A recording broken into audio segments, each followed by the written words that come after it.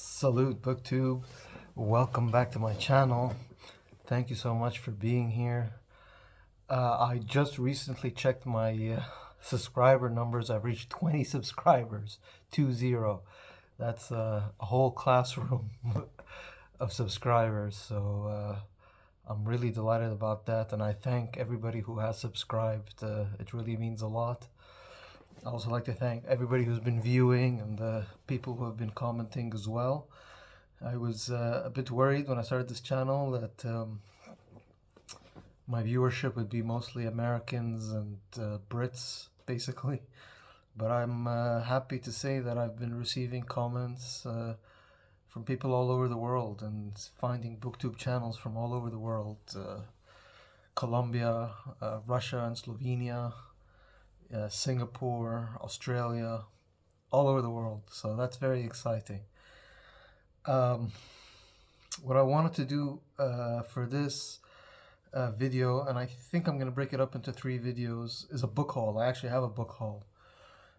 This past weekend, or yeah, basically this weekend and on Friday, was the Islamic Day of Eid. For those who don't know, probably maybe you're not aware, but this is the day when Muslims are obliged to go and do the pilgrimage at Mecca. Maybe you've seen it on TV or online. The Muslims go to Mecca, where the Kaaba, the sort of box-shaped, square-shaped monument lies, and they go around it. I think it has to be 7 times, and there's a bunch of other religious rituals that have to be done. So that was this weekend. What that meant for me was here where I'm at, and for those who are new who don't know, I'm broadcasting live from the Middle East, the heart of the Middle East, in the United Arab Emirates. What it meant for me, it was a federal holiday, so it was a long weekend. It was the day of Eid, and then it ran into the weekend, so it was a nice long weekend. Good time to rest and relax and read. But what I did, in addition to reading, was to buy books. Just a festive period, so I felt in a good mood, and I increased the good vibes by getting some books. Although I shouldn't be, I've been trying to clear a lot of my TBRs.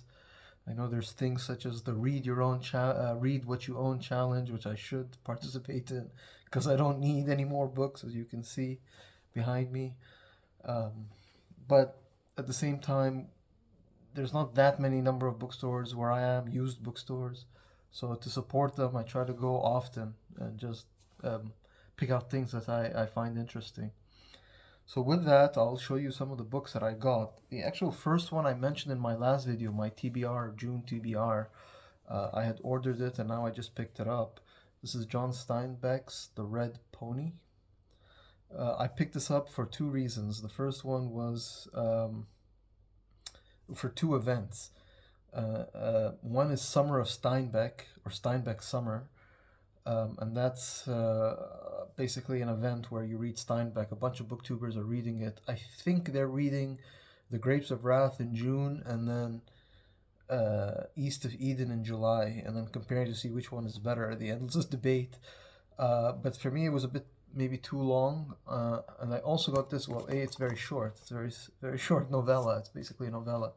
The other reason, it also allows me to participate in June on the Range.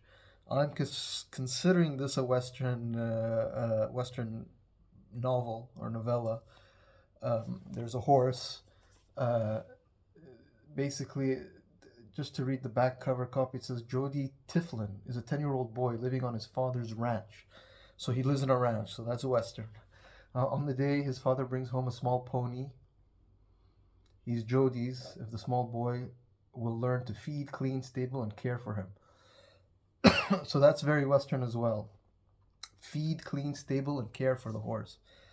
So it fits into June on the Range. I don't care what anybody says. But Jody learns through the colt and through his other adventures on the ranch that with the responsibility can come sacrifice and pain. Joy may swiftly run to tragedy, and he also discovers that the simplicities of childhood must eventually turn into the complications of adulthood. So, a coming of age story. Again, I'm considering it Western. Again, very small book. I haven't read. There's one Steinbeck book. Steinbeck writes very American. He's a Western author. We can't forget that. Although I think he moved to New York. He was born and raised in California, I believe. Most of his books are very American, set in America. There was one novella that I particularly like, is that one right there. That's The Pearl, which wasn't based in America. It's one of his few books where he based outside America, in Mexico specifically. I'll get into the reasons. Maybe I'll make a separate video of why The Pearl is important to me and why I really like that book. But so this June on the Range and Steinbeck Summer in one book. So I was happy to pick it up. The other event that I mentioned as well in my June TBR was Dune in June. And I mentioned that I was going to pick this up, and I finally got it. It's Dune Messiah. It's the second book in the Dune series of books by Frank Herbert, very famous. I think everybody knows it. The only issue I have with reading this is it's been a while since I read Dune Part 1, so I'm just worried I might forget, but let's see if I can read it without... I mean, it's been a while since I read Dune Part 1. It's been when the movie came out, the first movie, so it's been a while, but I will definitely give this a shot. Next, we go to some more non-fiction picks. Most of the books I read are non-fiction, just to let you know. I should have said this earlier. We're almost 7 minutes in, but I do have a preference for non-fiction, and I got a bunch of non-fiction books. One of them, it's a two-part series, basically. It's by Antonia Fraser, and it's called The Warrior Queens. And the subtitle is Boudica's Chariot. Boudica, I think the pronunciation, it's the British queen who fought the Romans. So this is part 1, and then there's The Warrior Queens, same subtitle, part 2. Antonia Fraser is famous. She wrote a Marie Antoinette biography, which I have. She's written a biography of Mary, Queen of Scots, which I also have. And now I have these as well. She's a well-regarded author on BookTube among the non-fiction readers, so I'm hoping that this will be good too. And this is basically goes through queens of history, famous queens. I'm hoping to see the table of contents gives us any indication. Number 1, Singular Exception, Antique Glories, the Queen of War, Iceni, the Powerful Tribe. Okay, the last chapter is O Zenobia. So the chapter titles don't give a indication of who are the characters. But that's part 1, and then part 2. And they're small. They're nice, small little books. I like books you can fit into your pocket, your jacket, coat pocket. Although we're in summer now, but part 1 is a bit smaller. Part 2 is a bit thicker. I don't know if the table of contents will give us any idea of who's in part 2. Matilda, okay, daughter of Peter. I think that's English queen. England, the Lion of the Caucasus is one of the chapters. Who's that? Shouldn't it be Lioness? I don't know. Isabella with her prayers. Is that Isabella of Castile? The lady who famously sponsored Columbus and drove the Moors, the Saracens, out of Spain. Elizabetha Triumphant. Iron Ladies is chapter 17. Is that Margaret Thatcher? I have no idea, but I'll read them, both of them, and I'll let you know. Now we'll shift to some Middle Eastern based books, things closer to my home, and a subject naturally I'm interested in reading. The first one is by John Keegan, a well-known military historian. It's the Iraq War. The subtitle is The 21-Day Conflict and Its Aftermath. That's the famous shock and awe. This is the Iraq War 2003. It's not a big book, so I'm imagining the Americans were very successful in the war, the 21-day war. In 21 days, Saddam Hussein was pretty much finished, the Ba'athist party that ruled Iraq. But the challenge is America won the war, but they kind of lost the peace, the rebuilding. That's where they messed up, where their unpreparedness, maybe their, I don't know if incompetence, probably their ignorance showed, was the aftermath, because that's when there was the insurgency started. That's when the sort of terrorists, the insurgency and the terrorism began. There was a surge by George W. Bush at the end of his tenure as president, which calmed the situation down. Then Obama came in, and Obama withdrew basically, and that let ISIS come in, and then ISIS was defeated. Although Iraq now is a bit more stable. Again, it's a short book, so about the aftermath, I just check when this book was written. Copyright 2004. Okay, so John Keegan wrote this. He wrote this basically even before the insurgency began. So it'll be interesting to see. Does he take a positive view? Does he take a negative view? Was the insurgency, how much did he know about it in 2004? Because it was really 2004 when things really, really got bad in Iraq. You got the famous picture. That's Saddam Hussein captured in his so-called spider hole. So that's that. Another book related to Iraq, another woman, famous woman. This is by Janet Wallach. It's Desert Queen. And the Desert Queen is this lady here, and that's of Gertrude Bell. The subtitle is The Extraordinary Life of Gertrude Bell, Adventurer, Advisor to Kings, Ally of Lawrence of Arabia. The cover over here is Egypt and the pyramids. I don't know how relevant that is. Gertrude Bell was much more influential in Iraq early, when Iraq was invented after the First World War. She traveled around Saudi Arabia when the Saudi family, the House of Saud, were growing and eventually would take power.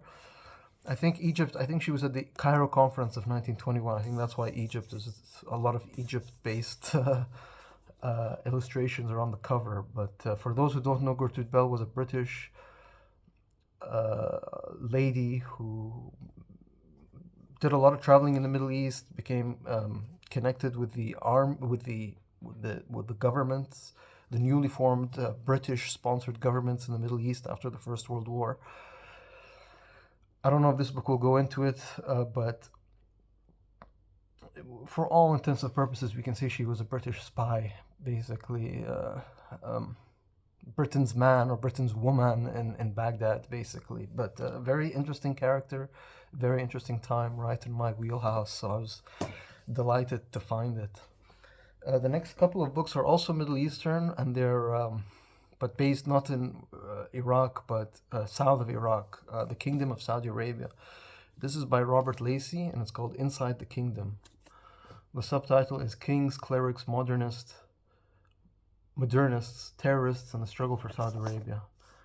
Robert Lacey was famous. He wrote a book called The Kingdom, which I do own as well. And this is, I guess, the follow-up. The Kingdom, I think, was written in the 80s or the 90s. This is much more recent. This is from, we'll see the date of publication, if I can find it. Turn the page that we want, that refuses to open. 2009. So before MBS, the MBS revolution, and the new Crown Prince who's come in and has been a modernizer and a liberalizer. So this book, it comes somewhere, let's say, after September 11th, but before the MBS takeover. So MBS, for those who don't know, is the Crown Prince of Saudi Arabia, Mohammed bin Salman. His father is quite old, so he's poised to become the next king of Saudi Arabia, probably pretty soon. So I'll be interested to read this. The only issue, when I got it at the bookstore, I was like, oh, this is perfect, and it even looks new, hardly been touched. But then I noticed right over there, there's water damage. And then at the shop, they told me there was a flood here where I live. Floods, it doesn't rain a lot in the desert, but when it does, it pours. And there was quite a big flood, and a lot of books at the bookshop got flooded. A lot of their books got destroyed. So I could have made a fuss and said no, and I don't want to take this, but I'm trying to support, like I said earlier, trying to support the used bookstores in my area. Try to support them. So I don't want to make a big fuss. And I mean, it's not too bad. It's still readable. And then this book, I see it all the time. It's quite popular in this part of the world. So I'll probably find, if it's good, I'll find a replacement copy. No problem.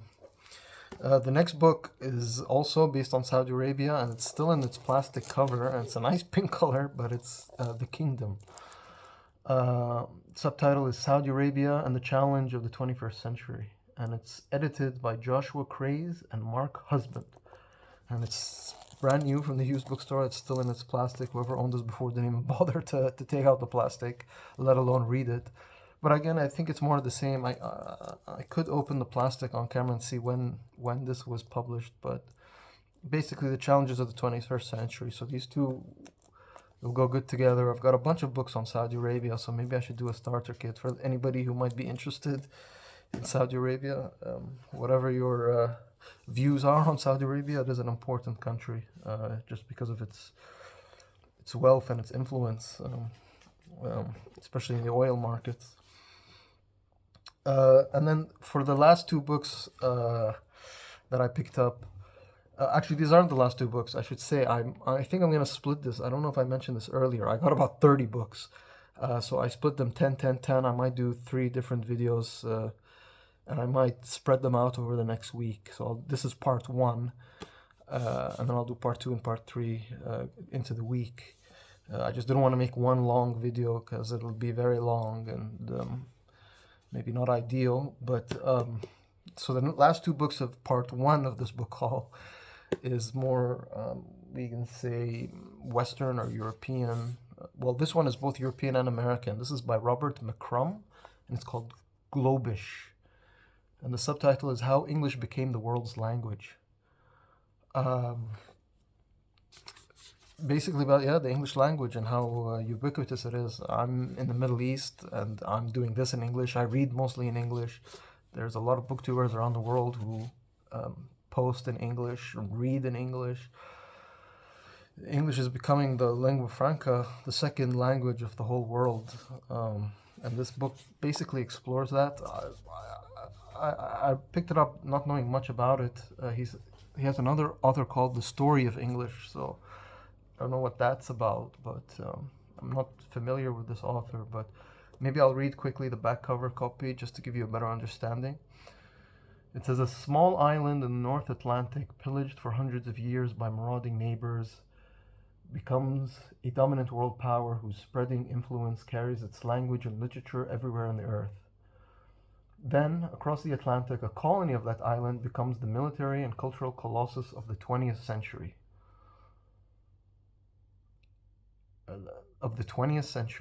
Okay, America becomes the military and cultural colossus of the 20th century, not the 21st century? That's interesting. What happens next is unprecedented. While the global dominance of Anglo-American power seems to be on the wane, the Anglo-American power seems to be on the wane, the English language acquires a new life of its own. Decoupled from its British and North American past, it is now able to zoom across time and space, a global phenomenon as never before, to become a supercharged lingua franca. In the 21st century, writes Robert McCrum, English plus Microsoft equals Globish. Globish charts the spread of global English from crazy English in China to the call centers of Bangalore, and from the King James Bible to President Obama's speeches. It's a brilliant and provocative snapshot of a world in the midst of extraordinary and unfinished change. Okay, so basically English, maybe the Anglo-American power is declining, but the English language is pretty robust and healthy. Anybody who's traveled the world outside, let's say Britain and the US, will find that out quite quickly. So that's what it's about. Things like India comes first to mind because India is 1 billion people, but a lot of them speak English because of the history of India and British involvement in India, well known. But things like even slang English, or what was the other one? Crazy English. different English accents. So yeah, this will be very interesting to read. Um, and then the last book I picked up, I knew very little about it. It's by Luigi Barzini, and it's called The Europeans. And he's the author of The Italians. That's the author there. He looks very, sorry about the glare, but he looks quite aristocratic. And I actually, in the bookstore, Luigi Barzini was born in Milan on December 21st, 1908. So this is an older book. I checked the date when I was at the bookstore browsing. 1983. This is from 1983. And again, maybe because I don't know about this, I'll read the back cover copy. It says Luigi Barzini, one of the world's wisest and wittiest journalists, turns attention to vexing matter of European unity and to the desperate national characters that make unification so unlikely. Again, this is written in 1983. In his knowledge, genial, and provocative examination of European culture and history, Mr. Barzini deals in turn with the imperturbable, I can't even say the word, imperturbable British, the mutable Germans, the quarrelsome French, the flexible Italians, the careful Dutch, and considering the United States as an annex of Europe, the baffling Americans.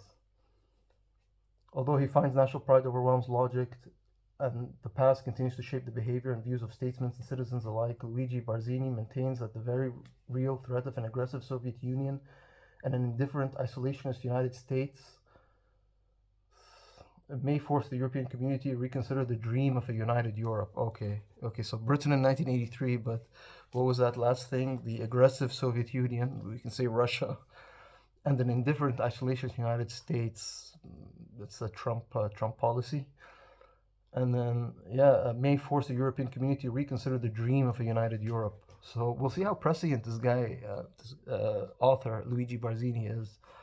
Writing in 1983, before even the Cold War, the Berlin Wall fell and the Soviet Union collapsed almost a decade before. We'll see how pertinent it is 40 years later. Be interesting to read. Again, not a big book, but interesting subject, at least for me. And yeah, so that's part one of the book haul. I'll mercifully stop this now. I'll do part two later and probably post it later in the week, and then maybe part three closer to next weekend. Just spread it out and not make it too long. Keep you guys all in suspense in case you were. But yeah, thank you so much again for watching this. I hope you have a good rest of the weekend and a happy Eid. Salute, BookTube.